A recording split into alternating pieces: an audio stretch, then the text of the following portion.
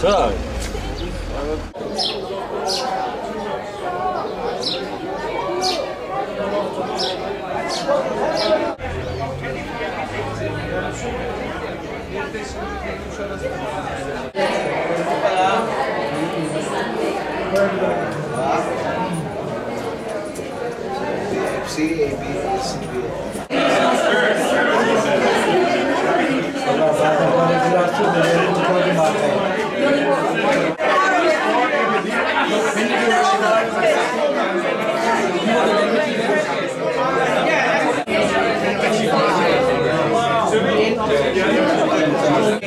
I was told that he was in Malaysia, so I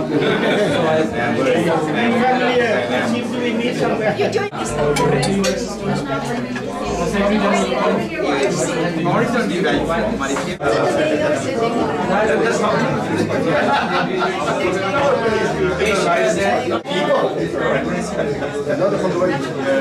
Anyway, okay, that was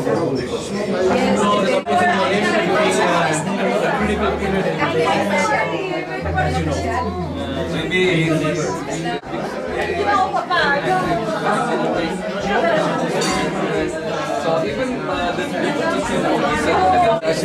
there's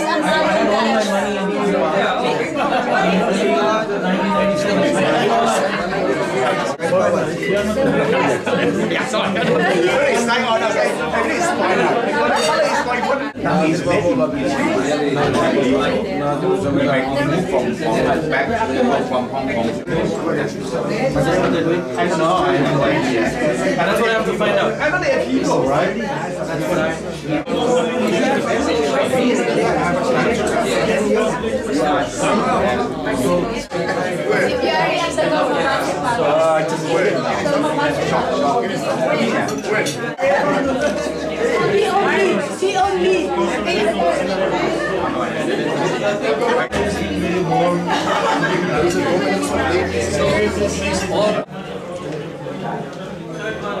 Hindi, nag-uusap tayo eh. Nag-uusap eh. I am concentrated already to the cake. Baka ibang makat eh. Okay na. Okay na. Nagrarally. I-affected lahat. At saka yung roads are being barricaded by the police. Kasi yung mga taga-probinsya, yung mga nagpupuntahan. At syempre to support. Oo, Talagang kailangan Kailangan. ano mo, ang sakit dito. Sakit sa lalay. Sa mata Sa mata. Nakita kami ni Oo. Mami Carmen, nagsalubong kami siya, nakagano ng shoulder. Oo. Talagang sakit. Galing po siya sa looban, talagang inisprayan siya ng mga tao dahil mawawala na siya ng ulirat eh. Ano sinusundan nila? Hindi na malaman ang gusto mong gagawin. Kasi bato-bato na yun eh. Bato-bato na sila yun. Takbuhan. Ganon-ganon mga karte. Sa ating mga kababayan sa Istanbul at sa iba pang mga siyudad sa Turkey, sa panahong ito, tayo ay mag-iingat dahil maraming nagtitipon-tipon, maraming mga nagde-demonstration. Huwag tayong makihalo sa mga usapan nila at sa kanilang mga pagtitipon. Mag-ingat tayo sa mga subway. Tingnan natin kung ano ang sitwasyon ng mga tao. Sabihan din natin ang ating mga kababayan na mag-iingat din pag lumalabas na kanilang mga bahay na patungo sa mga trabaho nila. Number one, they need to keep in mind na we need to pray, they need to pray, ask the guidance of the Lord so that the Holy Spirit will guide us, na mag-pray tayong lahat at least na alam natin ang ating mga gagawin. Ngayong may mga protesta sa Turkey, tulad sa atin, palagay ko sanay na din kayo na may mga nagpo-protesta sa mga kalye-kalye, sa mga plaza. Diba, dahil Pinoy tayo, kung minsan nakikihalo tayo, pumupunta tayo lahat doon at nakikisama sa mga tao. Dito, dahil tayo ay foreigner, at palagay ko, hindi naman lahat sa atin ay may mga papel, lalo na. Dapat, doon lang tayo sa bahay.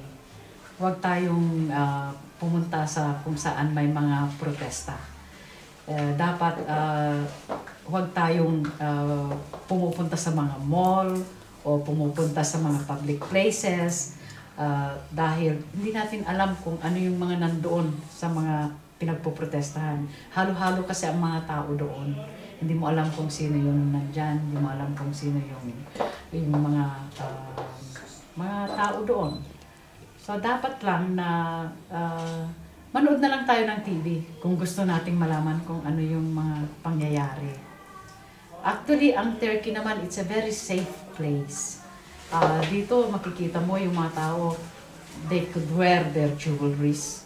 They could go anywhere they want, even in the middle of the night, without being harassed. Hindi tulad, halimbawa sa atin, hindi ka makakapag suot ng mga alahas, o kaya palagi kang natatakot, baka ka ma-hold up. Yun ang diferensya nung sa atin at saka dito sa Turkey. This is really a very safe place for people to go around. Pero ngayong may mga special situations, like may mga protesta sa streets, mamahinga na muna tayo sa bahay.